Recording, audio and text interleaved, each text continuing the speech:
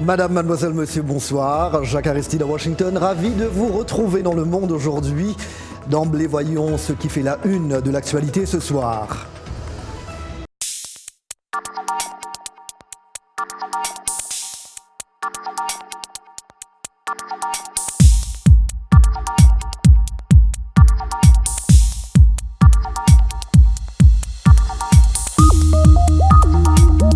La question du partage de la charge des réfugiés divise les pays riches et émergents, au premier titre desquels la Turquie, co-organisateur du Forum mondial sur les réfugiés. Les pays pauvres ou en voie de développement, qui accueillent 80% des réfugiés dans le monde, s'estiment livrés à eux-mêmes face à un lourd fardeau pour leur économie et leur société. Il y a un graffiti à Alep qui résume la situation en Syrie. S'il y avait du pétrole plutôt que du sang saignant des enfants qui meurent en Syrie, le monde serait intervenu immédiatement. Oui, aucun des efforts déployés dans la protection des puits de pétrole n'a été fait pour protéger les enfants fuyant des bombes artisanales pour sauver leur propre vie. Selon le HCR, le monde a enregistré plus de 111 millions de déplacés en 2018, dont 26 millions de réfugiés. Et les espoirs se dissipent de jour en jour, d'où l'invitation du secrétaire général de l'ONU à davantage de générosité. Chers amis, le pacte mondial pour les réfugiés est notre réussite collective et notre responsabilité collective. Il témoigne de la détresse de millions de personnes et au cœur de la mission des Nations Unies. Tout au long de l'histoire humaine, partout dans le monde, des personnes ont fourni un abri à des étrangers à la recherche d'un refuge, se sentant liés à eux par un sens du devoir et de l'humanité. La solidarité est profondément ancrée dans le caractère humain. Et aujourd'hui, nous devons faire tout ce qui est en notre pouvoir pour faire prévaloir cet esprit humanitaire chez ceux qui semblent aujourd'hui si déterminés à l'éteindre. Nous ne pouvons pas nous permettre d'abandonner les réfugiés au désespoir, ni leur hôte à porter seul la responsabilité. Pour transformer en acte cette volonté de partage, le haut-commissaire aux réfugiés, Filippo Grandi, attend surtout des contributions financières, une assistance matérielle ou encore des annonces en matière de réinstallation.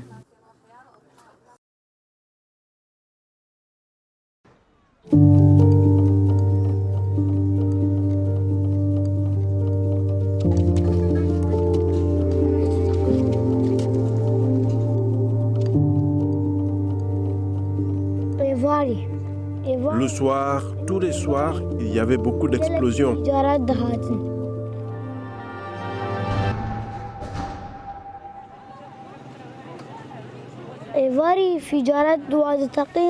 J'avais très peur, trop, beaucoup trop. Hawass Messoud, 7 ans et sa famille ont fui leur ville natale de Kamishli dans le nord de la Syrie et ont parcouru environ 250 km pour se rendre au camp de réfugiés de Bardarash en Irak, peu de temps après le début des opérations militaires turques dans le nord de la Syrie en octobre 2019. Ma vie ici est meilleure, il n'y a pas d'explosion ici.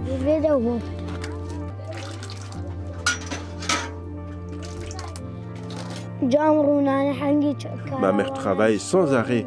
Elle lave nos vêtements et elle change les couches de ma sœur. Je suis désolé quand je la vois comme ça. À Kamishli, ce n'était pas comme ça.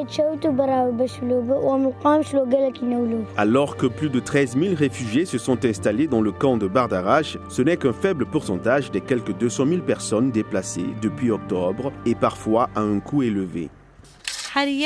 Nous avons payé 350 € par personne pour fuir la maison. Nous avons emprunté de l'argent et vendu notre télévision, notre lave-vaisselle et tout le reste pour fuir le pays. Erdogan largue-t-il toujours des bombes? C'est fini?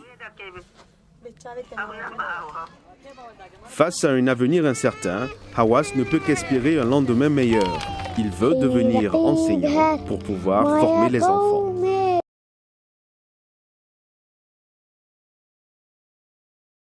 Le mois de décembre est généralement un moment de fête et de joie. Mais à la Maison-Blanche, ce n'est pas l'esprit de Noël, car on se prépare à une bataille. Cette semaine, la Chambre des représentants contrôlée par les démocrates doit voter la mise en accusation du président Donald Trump pour abus de pouvoir et obstruction au Congrès.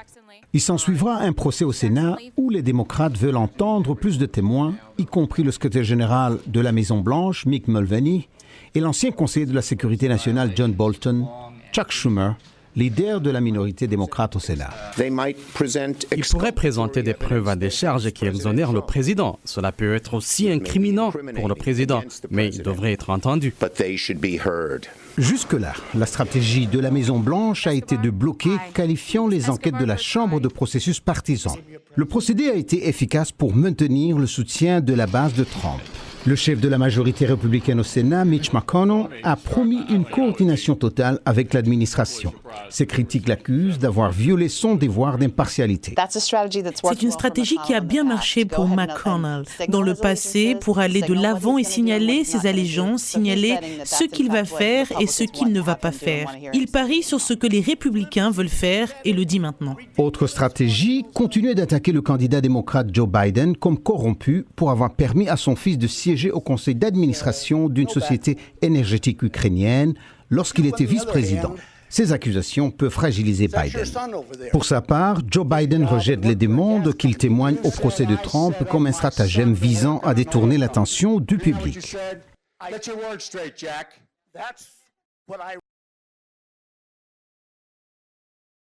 Il est l'heure maintenant de vous proposer la rubrique hebdomadaire de l'économie comme chaque mardi et ce soir nous retrouvons Eric Manirakiza. Bonsoir Eric. Bonsoir. Comment Jacques. allez-vous? Ça va très bien. Ouais, ça va très bien, content de vous revoir. Moi aussi.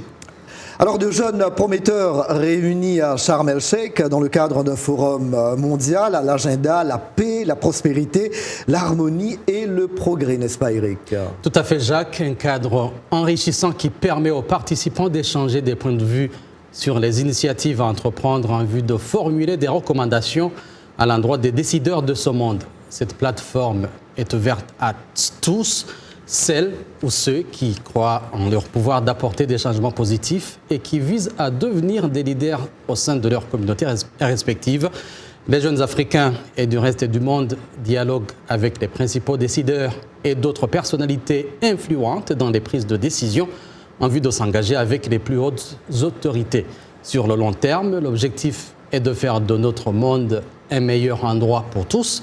Les participants abordent plusieurs thèmes et sujets d'intérêt pour les jeunes et pour la femme en particulier, comme vous allez le suivre. Ce qui a fonctionné chez nous en Ouganda, c'est la constitution qui permet aux femmes d'être membres du Parlement. Et nous créons un espace de participation pour les femmes. La seule chose qui peut changer nos attitudes négatives positivement envers toute personne, c'est la façon dont nous nous comportons vis-à-vis de l'autre. J'ai été fiancée quand j'avais encore 5 ans et je devais me marier à 12 ans. C'est choquant, non? Si vous êtes un homme et que vous occupez un poste de responsabilité au sein de vos institutions politiques, commerciales et religieuses, vous avez la responsabilité en tant que leader au XXIe siècle de soutenir l'égalité des sexes et de prévenir la violence contre les femmes. Si vous ne le faites pas, vous n'êtes pas un bon leader. Direction maintenant vers le géant des Grands Lacs. Je veux bien parler de la République démocratique du Congo, n'est-ce pas Eric? La nouvelle chambre de commerce du pays a entamé son offensive internationale pour attirer de nouveaux investissements. Dans le pays, oui. Disons, opération séduction Jacques, nouvelles autorités signifie nouvelle direction.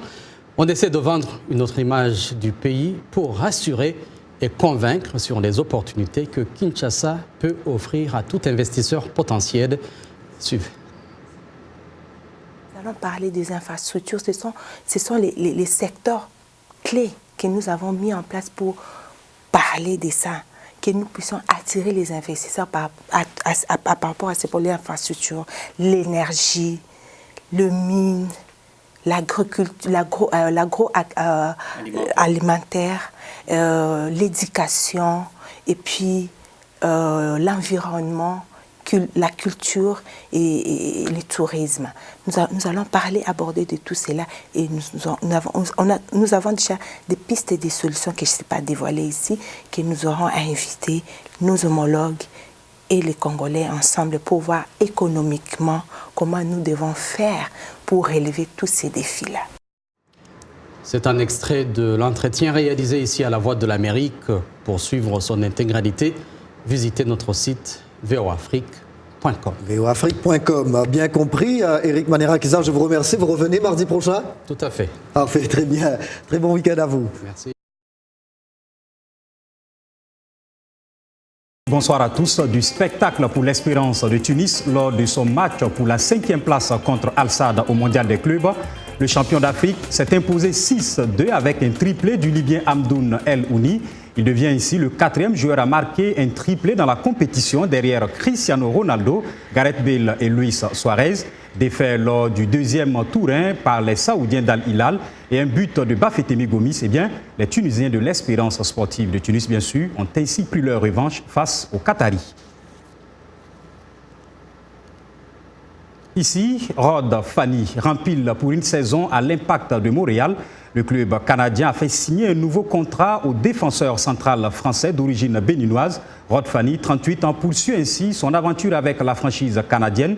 Désormais entraîné par Thierry Henry, ce sera sa 3e campagne en MLS avec l'Impact. Depuis sa venue en 2018, Rod Fanny a joué 29 rencontres de la Major League Soccer. Basketball à présent, début de l'élite 16 de la Basketball Africa League en Afrique de l'Est. Après la division Ouest et le tournoi de Yaoundé avec le succès de GSP d'Algérie, place à la compétition dans la division Est. Et c'est à Kigali que se déroule la compétition. Dans le groupe A, les hôtes de Patriotes BBC, les Malgaches de GNPC, les Zambiens de Yunza Pacers et les Tanzaniens de Diketi. BBC s'affrontent. Le groupe B regroupe Ferroviaro du Mozambique, Cobra du Soudan du Sud et City Oilers d'Ouganda. L'enjeu, les 3 derniers tickets pour la saison régulière de la balle qui débute en mars 2020. Les 2 premiers de chaque groupe se qualifient pour les demi-finales. Et justement, la NBA, Ligue professionnelle nord-américaine de basketball, est prête à parrainer des matchs de clubs en Afrique l'année prochaine. Mais beaucoup de joueurs africains trouvent le succès au plus haut niveau ici aux États-Unis. Meira Lassalette et Betty Ayoub de la VOA sont allés à Atlanta pour rendre visite à une recrue, le premier joueur angolais de la NBA. Je vous fais le récit de leur reportage. Atlanta est une ville dynamique où le sport est une partie intégrante de la vie, du football universitaire et professionnel au basketball pro, où les Hawks d'Atlanta ont accueilli cette saison la recrue angolaise Bruno Fernando. L'attaquant de 21 ans est le premier Angolais à jouer en NBA. Il a déménagé aux États-Unis à l'âge de 14 ans après que les scouts américains l'ont repéré dans le championnat du monde des moins de 16 ans.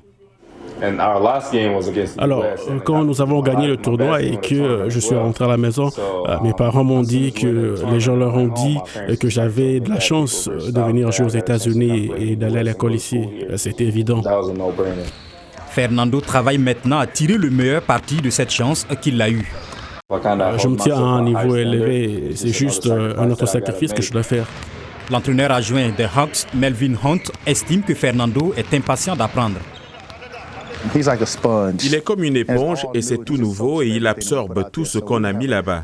Donc nous avons un bon moment en essayant de lui apprendre un peu de tout et pas seulement le basketball, des choses hors du terrain, sur le terrain. Ça a été vraiment amusant. Hunt a entraîné la superstar LeBron James quand il avait l'âge de Fernando. Il voit en l'Angolais une saveur différente qui s'ajoute à une liste des Hawks qui comprend le vétéran de la NBA, Vince Carter. Vous jouez avec des gens qui ont 22 ans dans la NBA, donc vous apprenez beaucoup. J'ai de la chance d'apprendre beaucoup de lui. En fait, je suis assis à côté de lui dans l'avion, donc nous avons beaucoup d'heures de conversation et juste pour pouvoir lui poser des questions. Vivant seul à Atlanta, la famille de Fernando, restée en Angola, lui manque, mais il sait que cela fait partie de sa croissance en tant que joueur et en tant que personne. Vous savez, il y a beaucoup de gens ailleurs qui aimeraient être dans ma position aujourd'hui, de telle sorte que vous ne pouvez jamais prendre cela pour acquis. Soyez vous-même. Les Hawks d'Atlanta apprécient leur recrue, Fernando, auteur d'un excellent début cette saison, ce qui montre déjà que le jeune Angolais a bien saisi sa chance dans la NBA. Bon vent donc, Fernando, et à vous, on se dit à demain. L'Agnawa est une musique qui associe rituels africains et culte des saints de l'islam, perpétué au Maroc par les descendants d'anciens esclaves venus d'Afrique subsaharienne. C'est une succession de chants, de danses, de musique, de séquences musicales qu'il fallait absolument enregistrer retranscrire et protéger, parce que tout au long de ces années, nous avons malheureusement perdu des grands maîtres qui sont des gardiens du temple, qui sont les détenteurs de cette tradition orale et qui, en nous quittant, emportaient avec eux toute une partie de cette tradition, de ce patrimoine. Le festival de musique Gnawa, organisé depuis 1997, attire des fans des 4 coins du globe et depuis 1970, la musique Gnawa est enregistrée avec les plus grands noms du jazz. Désormais, la culture Gnawa trouve un écho dans le monde entier. La Gnawa traite de tous les sujets, de toutes les religions, de toutes les histoires, de toutes les civilisations. La Gnawa est une encyclopédie. La Gnawa transcende les générations et à Essaouira, les jeunes sont prêts à prendre la relève. Aujourd'hui, beaucoup de jeunes et de gens en général aiment la Gnawa, pas seulement comme une musique, mais aussi comme une philosophie. Ils ont remarqué l'évolution de la Gnawa, autrefois marginalisée. Elle s'est faite connaître dans le monde entier à travers le festival.